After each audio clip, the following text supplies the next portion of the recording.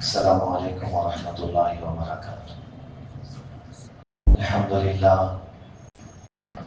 الحمد للہ وکفى وسلام على عباده الذين اصطفى اما بعد فاعوذ باللہ من الشیطان الرجیم بسم اللہ الرحمن الرحیم وإن كان ذو عسرة فنظرة إلى ميسرة وأن تصدقوا خير لكم إن كنتم تعلمون واتقوا يوما ترجعون فيه إلى الله ثم توفى كل نفس ما كسبت وهم لا يظلمون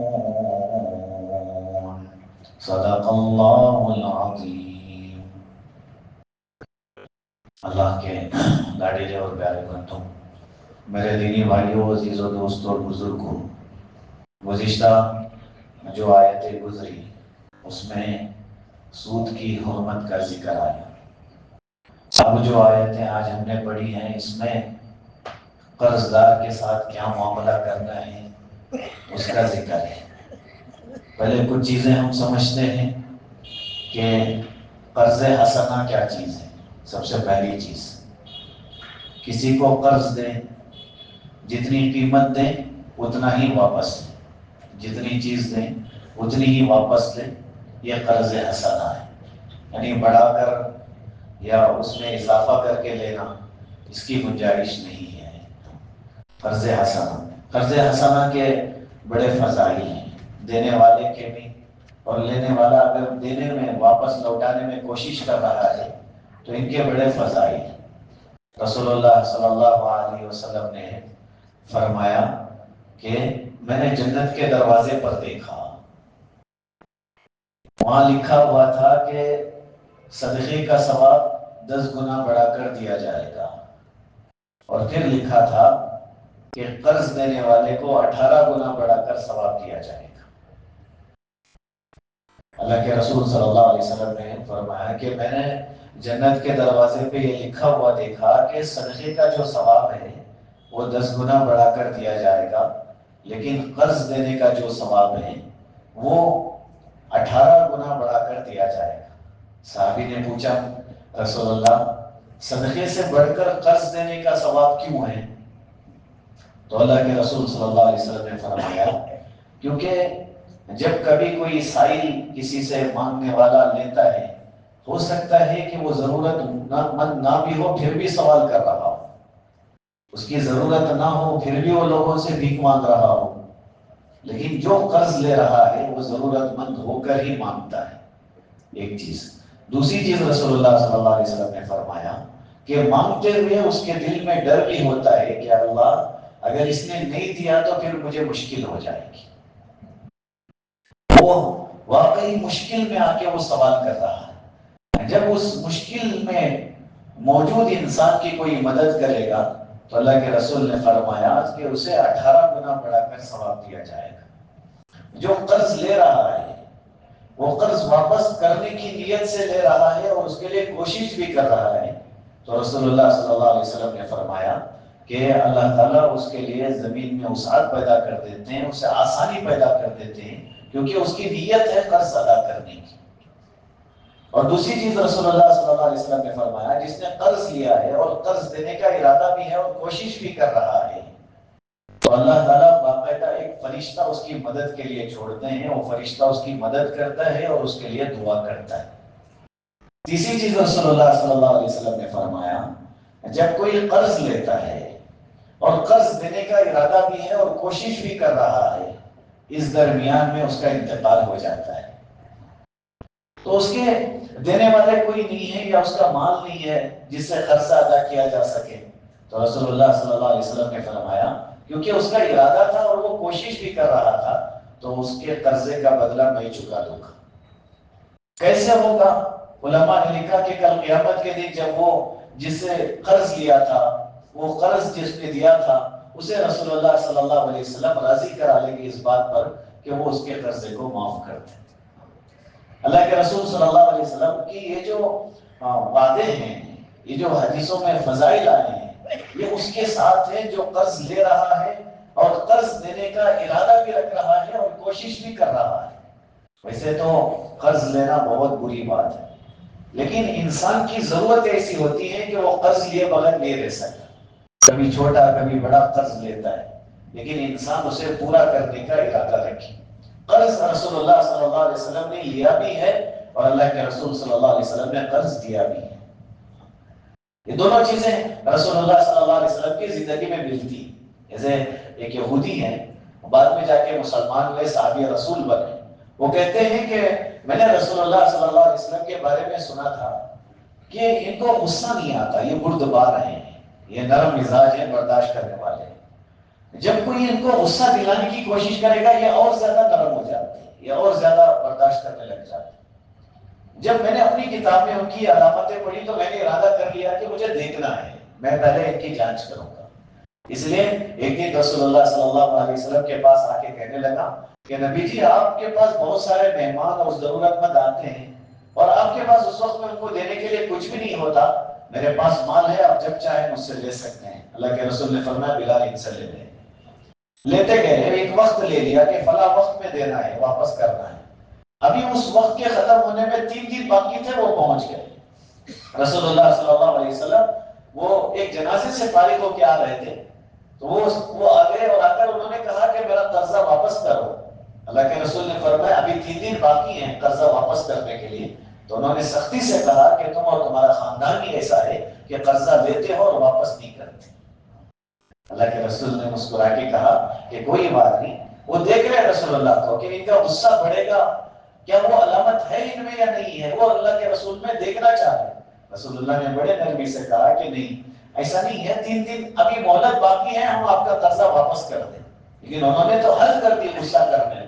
حضرت عمر رضی اللہ تعالیٰ پاس میں تھے، انہوں نے کہا رسول اللہ اس نے تو انتہا کر دی، آپ اجازت دیں میں اس کی گردن مار دوں گا۔ تب رسول اللہ کے چہرے کا رنگ بدل گیا۔ اللہ کے رسول نے حضرت عمر رضی اللہ تعالیٰ کی طرف دیکھا، کہا عمر کیا کر رہے ہو؟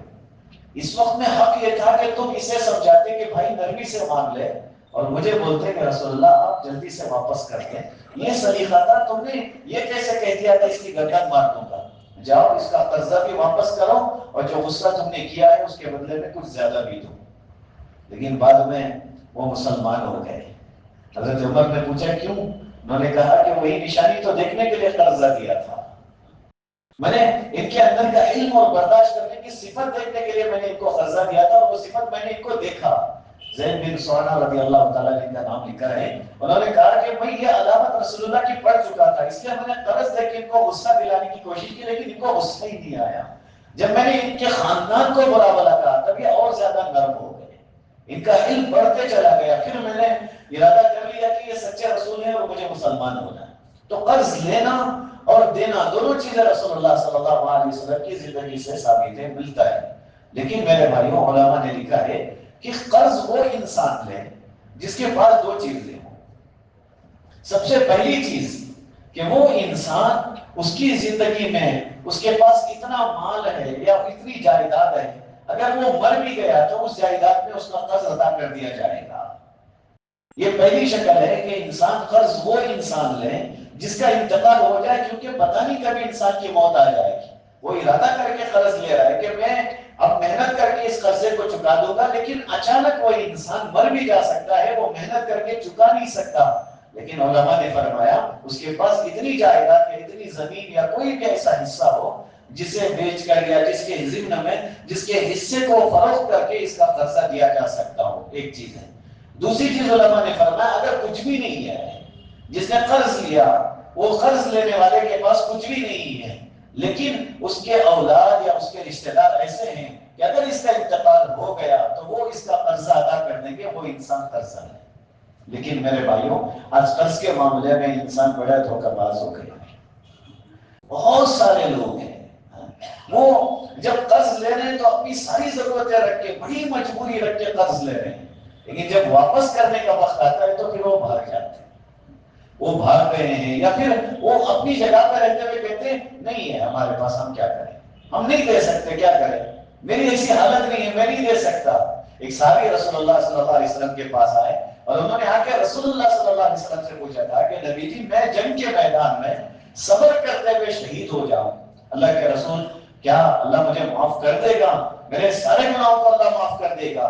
کیونکہ جنگ کے میدان میں ہے اور بہت کچھ برداشت کیا ہے، تب جا کے میری جان گئی ہے، کیا اللہ مجھے معاف کر دے گا؟ رسول اللہ صلی اللہ علیہ وسلم نے فرمایا ہاں اللہ معاف کر دے گا۔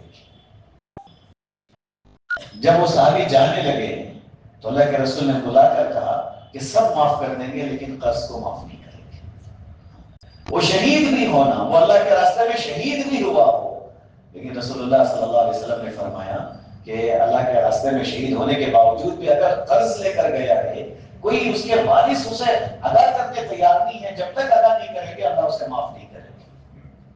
اس لیے میرے بھائیوں، قرض لینا یہ بہت ڈرنے والی بات ہے۔ انسان آج اندھا دن قرض لے رہا ہے، لاکھوں کی تعداد میں لے رہا ہے۔ دیکھو دینے والے کے بھی اپنے فضائل ہیں، لینے والا جب وقت پہ لوٹا رہا ہے اس کے بھی اپنے فضائل ہیں۔ ایک حدیث آتا ہے، حضرت ابو ہریرہ رضی اللہ تعالیٰ عنہ فرماتے ہیں رسول اللہ صلی اللہ علیہ وسلم نے فرمایا کہ ایک تاجر تھا، ایک تاجر گزرا، وہ جو لوگ اس سے سامان خریدتے تھے ان سے پیسے وصول کرنے کے لیے کچھ لوگوں کو رکھا تھا، وہ بھیجا کرتا تھا کہ جاؤ ان سے پیسے وصول کر کے آؤ۔ جب وہ جاتے پیسے وصول کرنے کے لیے تو ان کو تاکید سے کہتا کہ ایک بات یاد رکھنا، جا رہے ہو اگر سامنے والا یہ کہے نا کہ اس وقت میں میرے پاس ایسی حالت نہیں ہے کہ میں واپس کر سکوں اور واقعی اس کی حالت مجبوری والی ہے تو تم اسے مہلت دے کے واپس آ جاؤ، امید ہے کہ اللہ ہمیں بھی مہلت دے دے گا۔ میرے نبی نے فرمایا جب اس کا انتقال ہو گیا تو اللہ نے اسے یہ کہہ کر معاف کر دیا تو میرے بندوں سے درگزر کرتا تھا، آج میں تجھ پر درگزر کرتا ہوں۔ یہ دینے والوں کے اپنے فضائل ہیں۔ ایک روایت میں آتا ہے رسول اللہ صلی اللہ علیہ وسلم نے فرمایا کہ جب کوئی انسان کسی کو قرض دیتا ہے، یہ قرض حسنہ کی بات ہو رہی ہے، جتنی دی ہے اتنی ہی واپس لے رہا ہے، اس میں سود کی بات نہیں ہے، جتنا دیا ہے، کیونکہ سود پر تو جنگ کا اعلان ہے، یہ قرض حسنہ کی بات ہو رہی ہے۔ جو قرض جس نے دیا ہے، اب وہ قرض جتنی دن کی اس نے وقت طے کیا ہے، رسول اللہ صلی اللہ علیہ وسلم نے فرمایا جتنے پیسے دیے ہیں ہر دن اتنے پیسے صدقہ کرنے کا ثواب ملتا ہے۔ مثال سے میں بات سمجھاتا ہوں، کسی نے آ کے 1,00,000 روپے قرضہ لیا، جس نے دیا ہے اسے ہر دن 1,00,000 روپے قرضہ اور صدقہ دینے کا ثواب ملتا ہے۔ جتنی مہلت ہے اتنے دن کے لیے، 1 مہینے کی مہلت تھی، روزانہ 1,00,000 روپے اللہ کے راستے میں صدقہ دینے کا ثواب ہے۔ یہ ساری چیزیں لوگوں کے ذہن میں نہیں ہیں، لوگ دنیا کا نفع سوچتے ہیں، میں 1,00,000 دوں گا اس سے 1.5 لاکھ خریدوں گا، خود کھینچ لوں گا، میرا نفع مل جائے گا، یہ تو خون چوسنا ہو گیا، یہ تو غریب کے ساتھ ظلم ہو رہا ہے۔ آخرت کے اجر کے حساب سے قرض دینے والا انسان قرض دیتے ہوئے 1 مہینے کی مہلت دے رہا ہے تو 1 مہینے کی جو مدت طے کی ہے روزانہ 1,00,000 روپے صدقہ کرنے کا ثواب ملتا ہے۔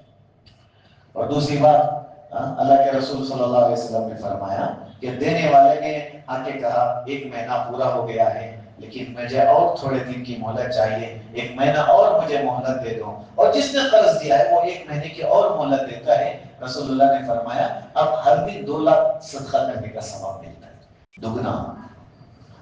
یہ جو نفع ہے نا، انسان کی نظر اس پہ نہیں جاتی، انسان وہ نہیں سوچتا جو اس میں نفع رکھا ہوا ہے، انسان تو یہ سوچتا ہے کہ بس ظاہری طور پہ کوئی مجھے نفع مل جائے بس یہی کافی ہے۔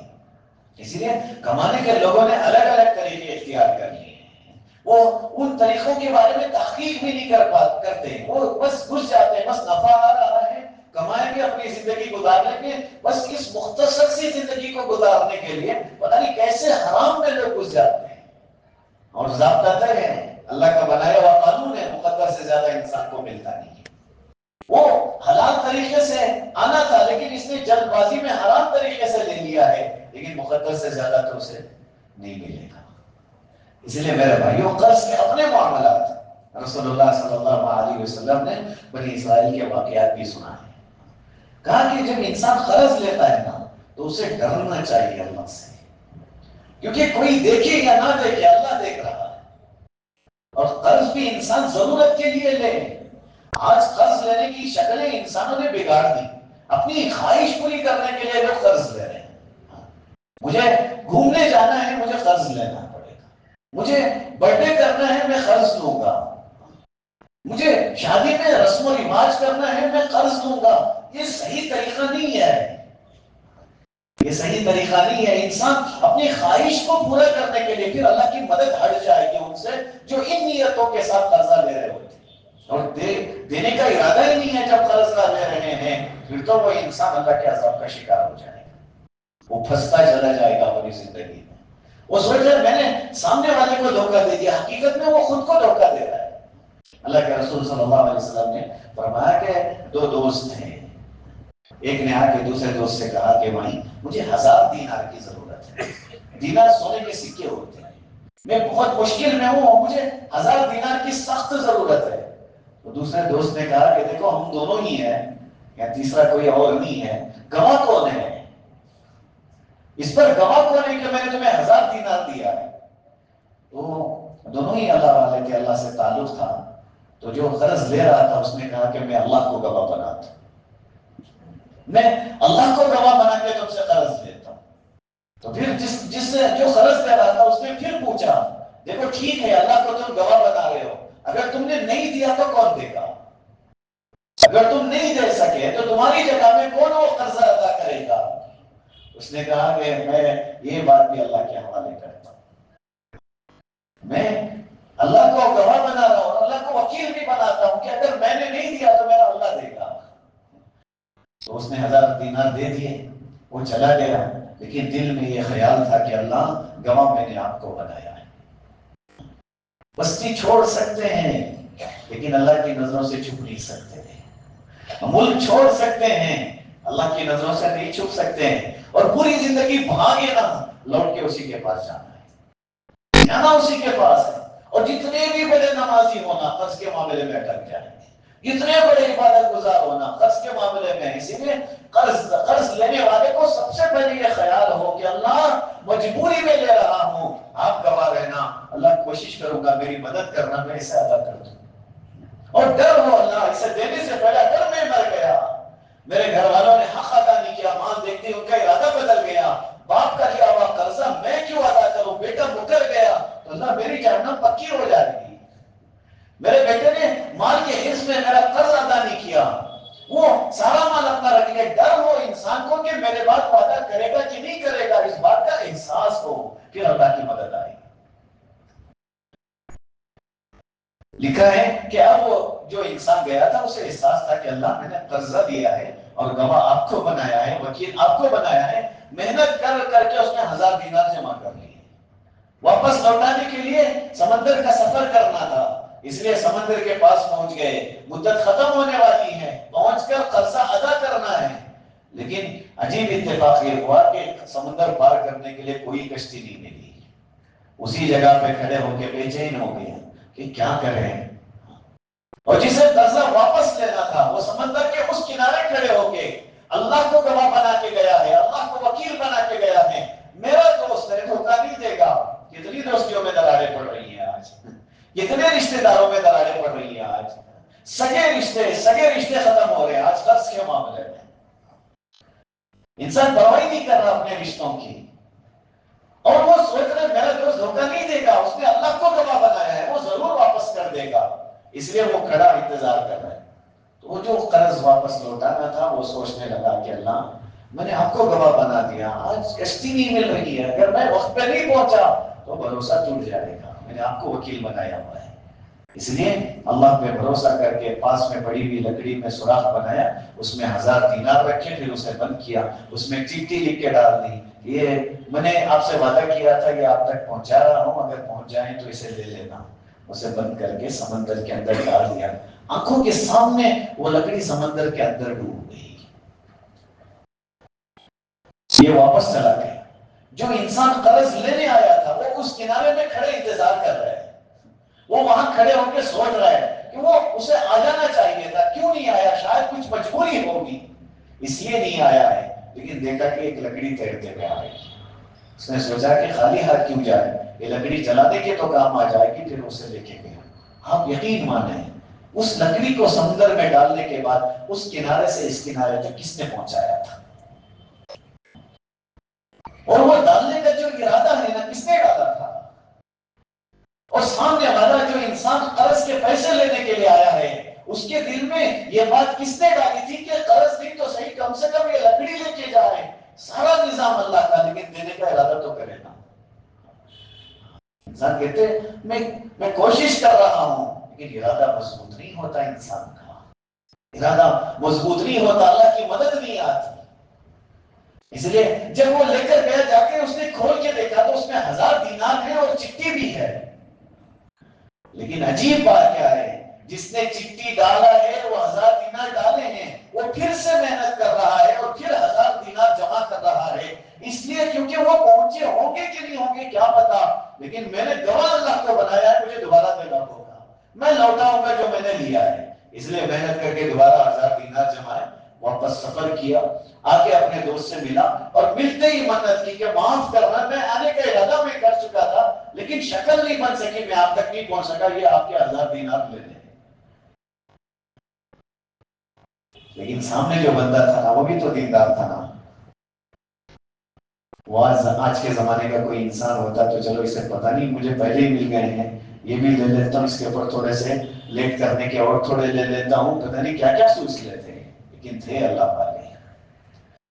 اس نے کہا یہ پیسے دینے سے پہلے ایک بات بتاؤ کہ جب وقت طے ہوا تھا اس وقت میں تم نے وہ پیسے لے کر سمندر کے پاس آئے تھے؟ کہا ہاں میں پہنچا تھا. کیا کیا کو تم نے ان پیسوں کا؟ کہا میں نے لکڑی میں ڈال کے سمندر میں ڈال دیا تھا. اور کس کے حوالے کیا تھا؟ کہا اللہ کے حوالے کیا تھا. بھائی جو چیز اللہ کے حوالے کی جاتی ہے اللہ وہ امانت ضرور پہنچاتے ہیں. تم نیت میں مخلص ہیں، تمہارے پیسے پہنچ گئے ہیں، یہ پیسے الگ سے میں نہیں لوں گا، تم واپس لے لو.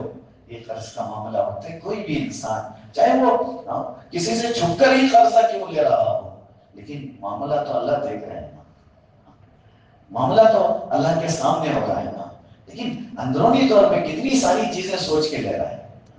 یہ ساری چیزیں شاید دینے والے کو بھی نہیں پتا کہ یہ دھوکہ دے رہا ہے. یہ جو رونے والا چہرہ جو بنا کے گڑ گڑاوے اور منت سماجت کر رہا ہے، حقیقت میں اس کے اندر فریب ہے، یہ دھوکہ دینے کے لیے آیا ہے. اسے نہیں پتا چل رہا ہو لیکن اللہ تو جانتے ہیں نا. اس لیے علماء نے لکھا ہے کہ وہ انسان کو قرض لینے سے پہلے اللہ سے ڈرنے کی ضرورت ہے. اگر دینے کی وسعت ہے بھی پھر بھی ڈرتا ہوا چاہیے کہ اللہ دینے سے پہلے اگر میں دنیا سے چلا گیا تو پھر میرا کیا ہوگا؟ میری نمازیں، میری عبادتیں ساری روک دی جائیں گی، کیونکہ حق والے کا حق دینا باقی ہے. اس لیے دونوں فضائل میں نے اس لیے رکھا کیونکہ دینے کے بھی اپنے فضائل ہیں اور جو انسان جلدی واپس کرنے کی کوشش کر رہا ہے اس کے بھی اپنے فضائل ہیں. لیکن یہاں جو آیت ہم نے پڑھی اس میں لینے اور دینے والے کے لیے جو رخصت دینا ہے اس پر اللہ تعالیٰ کی طرف سے جو انعام ملنے والا ہے، جو اللہ نے ترغیب دی ہے اس کا ذکر ہے. اللہ نے فرمایا وَإِن كَانَ ذُو عُسْرَةٍ، اگر کوئی تنگست ہے، مشکل ہے، فَنَظِرَةٌ إِلَىٰ مَيْسَرَةٍ، تو اللہ کہتے ہیں اسے مہلت دے دو، اسے تھوڑے دن اور مہلت دے دو. مہلت دینے کا حکم دیا، کب تک؟ اسے آسانی ملنے تک، اس کا ہاتھ کھلنے تک، اسے تھوڑی سی فراوانی ملنے تک. باغ کٹنے کا موقع ابھی نہیں آیا، اس کے قرض لینے کا وقت آ گیا، جا کے مانگنے. وہ کہہ رہا ہے کہ بھائی تھوڑا باغ میرے کٹائی کا وقت تو آ جائے. چلو ٹھیک ہے. یہ اللہ کی طرف سے حکم ہے کہ ان کو مہلت دے دو. جیسا میں نے حدیث سنایا، مہلت دینے پر جتنے پیسے ان کو دیے ہیں ہر دن کے قرضے کی متعینہ وقت پر روزانہ اتنا صدقے کا ثواب ملے گا، لیکن مزید مہلت پر دگنا ثواب ملے گا. جتنا دیا تھا اس سے ڈبل ثواب روزانہ ملے گا. یہ اللہ کی طرف سے انعام ہے. اللہ نے فرمایا آگے جا کے تم اس کی حالت کو دیکھ رہے ہو کہ یہ وہ بندہ ہے، کوشش بھی پوری کر رہا ہے، ارادہ بھی دینے کا ہے، لیکن مشکل میں آ گیا ہے، یہ نہیں دے سکتا. اللہ نے کہا وَأَن تَصَدَّقُوا، تم صدقہ کرو، چھوڑ دو. اب اسے تکلیف میں ڈالنے کی ضرورت نہیں ہے، اسے مشکل میں ڈالنے کی ضرورت نہیں ہے. اللہ کہتے ہیں زیادہ بہتر یہی ہے، خیر لکم، تمہارے لیے بہتر یہی ہے کہ تم اس کے لیے وہ معاف ہی کر دو، صدقہ ہی کر دو کہ چلو بیٹی کہ میں نے معاف کر دیا. ان کنتم تعلمون، اگر تم سمجھتے ہو. اللہ کہتے ہیں اگر تمہارے بات یہ سمجھ میں آ جائے تو بہت اچھا ہے کہ سامنے والا نہیں دے سکتا اور پتہ ہے کہ ہوتا ہے نا کہ کوئی انسان کسی کاروبار کے بھروسے پہ قرضہ لے کے گیا تھا لیکن وہ کاروبار ہی ڈوب گیا.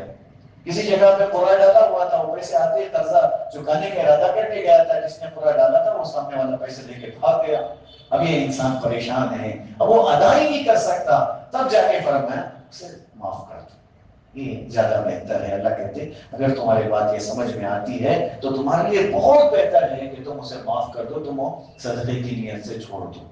اب یہ پچھلی آیتوں میں جو ذکر آیا، صدقے کی بات آئی، یہ قرضے والے کو مہلت دینے کی بات آئی، پھر اس سے پہلے سود کی بات آئی، آگے اس رکوع کی یہ جو آخری آیت ہے اس میں اللہ کہتے ہیں وَاتَّقُوا يَوْمًا، اس دن سے ڈرو، اللہ کہتے ہیں اس دن سے ڈرو ترجعون فیہ الی اللہ، جس میں تم اللہ تعالیٰ کے سامنے پیش کیے جاؤ گے، دوبارہ لوٹ کر اللہ کے پاس ہی جانا ہے۔ میرے بھائیوں، ہم ایمان والے ہیں، ہمارا یقین ہے کہ ہم بہت مختصر زندگی کے لیے دنیا میں آئے، بہت مختصر زندگی کے، اس لیے قرآن کے دوسرے حصے میں ہے کتنی لمبی زندگی بھی انسان گزار لیں، اللہ اس سے پوچھیں گے کتنے دن دنیا میں تھے، تو وہ کہے گا کہ بس آدھا دن تھا یا ایک دن تھا یا اس سے تھوڑا زیادہ تھا، بس اتنی ہی مہلت ہے 60-70 سالہ زندگی کو، جسے ہم نے بڑا سمجھ رکھا ہے، جسے گزارنے کے لیے سود کا بھی خیال نہیں کر رہے، حلال حرام کی کوئی تمیز نہیں کر رہے، قرضہ لے کر بھی سامنے والوں کو تکلیف دے رہے، بس چھوٹی سی زندگی کو اللہ کہتے ہیں لوٹ کر اللہ کے پاس آنا ہے، اس دن کے لیے بڑا ڈرنے کی ضرورت ہے۔ میرے بھائیوں، یہ جو بات ہے نا آیت کے آخر میں جو اللہ کہہ رہے ہیں نا، یہ بہت بڑی ترغیب ہے انسان کے لیے کہ تھوڑی دن کی زندگی اور ہمیشہ کے لیے، اور جس اللہ نے زندگی دی ہے اس کے سامنے کھڑے ہو کے ایسے لقمے پیٹ میں ڈال کے ہم کیسے جا سکتے ہیں، اور حالت کیسی ہوگی؟ آج دنیا سے شاید چھوٹ جاتے ہوں گے، اندرونی طور پہ لیا کسی کو پتہ ہی نہیں چل رہا ہے، لوگوں کو دھوکہ دے کر بھی ایسا لگ رہا ہے جیسے بڑے نیک انسان ہے، پتہ نہیں چل رہا ہے، لیکن اس دن کیا ہوگا؟ علماء نے لکھا ہے انسان کے جسم پہ کفن بھی نہیں، ننگا کھڑا ہوگا۔ حضرت عائشہ رضی اللہ عنہ نے جب سنا کہ اللہ کے رسول ننگے، سارے ہی ننگے، کیا ایک دوسرے سے حیا نہیں آئے گی؟ اللہ کے رسول نے فرمایا اتنی فرصتی کہاں ہوگی کہ دوسرے کو دیکھ سکے، ایسی پریشانی کے شکار ہوں گے کہ خیال ہی نہیں آئے گا کہ پاس والے کو دیکھ لے، اتنا زیادہ مشکل والا دن ہے۔ اللہ خود کہتے ہیں اتقوا، ڈرو اس دن سے، ترجعون فیہ الی اللہ، جس دن تمہیں اللہ کی طرف واپس لانا ہوگا، لوٹ کر آنا ہوگا، اس دن تمہیں اللہ کے سامنے پیش کیا جائے گا، زمین تانبے کی، وہ شدت سے گرم۔ رسول اللہ صلی اللہ علیہ وسلم نے ایک اور حدیث یاد آ گئی قرض کے معاملے میں، اللہ کے رسول صلی اللہ علیہ وسلم نے فرمایا جو کوئی کسی کو قرض دے کے مہلت دے، کل قیامت کے دن اللہ اسے عرش کا سایہ نصیب کرے گا، اللہ اسے عرش کا سایہ نصیب کرے گا۔ میرے بھائیوں، وہ دن اتنا مشکل والا دن ہے جس سے اللہ ڈرا رہے ہو، پھر ہمیں کتنا ڈرنے کی ضرورت ہے؟ صحابہ ڈر رہے ہیں، بڑے بڑے صحابہ ڈر رہے ہیں اس دن سے۔ اللہ اس دن کیا ہوگا ہمارا، جس دن مجرموں کو الگ کر کے کھڑا کر دیا جائے گا۔ اگر کوئی مجرم ہے اور نیکوں میں چھپنا چاہ رہا ہے، علماء نے لکھا اس کے قدم خود کھینچتے ہوئے اسے لا کر مجرموں میں کھڑا کر دیں گے کہ نہیں، آج تو ساری الگ رہیں گے۔ وہ الگ مسئلہ تھا جب مسجد میں آ جاتے تھے مجرم ہونے کے باوجود بھی، تمہیں پتہ ہی نہیں تھا، کوئی دیکھ کر یہ پہچان ہی نہیں سکتا تھا کہ تم کون ہو، لیکن آج بات الگ ہے، آج مجرم ہی الگ کھڑے رہیں گے، نیک ہی الگ کھڑے رہیں گے، آج سارے ملے جلے نہیں رہیں گے۔ یہ اللہ کا احسان ہے، اللہ نے پردہ پوشی کر رکھی ہے، یہ اللہ کا بڑا احسان ہے، اللہ نے پردہ ڈالا ہوا ہے، ورنہ کون کس سے بات کرنا پسند کرتا؟ سارے ہی بات جاتے ہیں، سارے ہی ایک دوسرے سے نفرت کر جاتے ہیں۔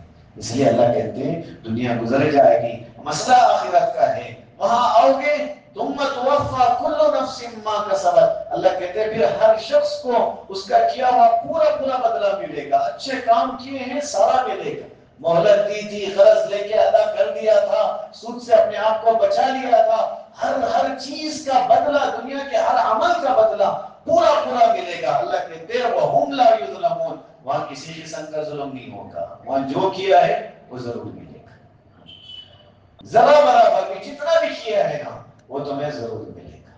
اس لیے میرے بھائیوں، آخرت کا دن جس کو یاد ہونا وہ کبھی کسی کو دھوکہ نہیں دے گا، جسے آخرت بھی یقین ہوگا نا وہ کبھی حرام روزی کے پیچھے نہیں بھاگے گا، جسے یقین ہونا کہ آج میں اس طرح کر بھی جاؤں لیکن کل قیامت کے دن مجھے اللہ کے سامنے تو آنا ہے، اور وہاں اگر میرے اعمال کی وجہ سے میں جنت میں جانے والا بن بھی گیا، جن کا حق مارا ہوا ہے یا سود لیا ہوا ہے، وہ حق والے میرا گریبان پکڑ کے کہیں گے کہ اللہ یہ بڑا دھوکے باز ہے، تو پھر میرے جہنم کا فیصلہ ہو جائے گا۔ اس لیے میرے بھائیوں، ہمیں آخرت کے دن کو ہمیشہ ذہن میں رکھنے کی ضرورت ہے، کیونکہ ہر ایک کو پیش آنا ہے وہ دن، ہر ایک کو پیش آنا ہے، سب کو اس دن سے گزرنا ہے۔ بلکہ نبی نے تو آگے بڑھ کے یہاں تک کہا، قرآن میں اللہ نے کہا کہ جو پل صراط اللہ نے بنایا ہے نا، اس میں سے سب کو گزرنا ہوگا، سارے گزریں گے، لیکن جہنم میں کٹ کے نیچے گر جائیں گے، جہنم میں گر جائیں گے،